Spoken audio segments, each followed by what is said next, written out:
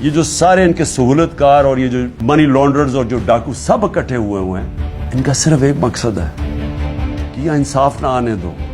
عمران خان کو میری کیا لڑائی ہے ان سے؟ لڑائی یہ ہے کہ یہ وہ چیز کہہ رہا ہے کہ اس ملک میں اگر انصاف آیا تو جو ہم یہاں عیاشیاں کرتے ہیں، پیسہ چوری کر کے باہر، بڑے بڑے گھر، قانون سے ہم اوپر، یہ اس سے ڈرے ہوئے ہیں۔ ہر آدمی جو انصاف سے ڈرتا ہے وہ ہر آدمی اس وقت ایک طرف کھڑا ہو گیا ہے۔ ان کو عمران خان نظر آ رہا ہے کہ کسی طرح اس کو تو فارغ کر۔ ان کا یہ خیال ہے کہ اگر عمران خان کو ہٹا دیا جائے تو نہ یہ کیمپین کر سکے، کچھ کرے گا تو تحریک انصاف بھی آہستہ آہستہ ختم ہو جائے گی، اور یہ جو لوگ ہیں انہوں نے تو پھر سے قبول کر لینا جو بھی ہو۔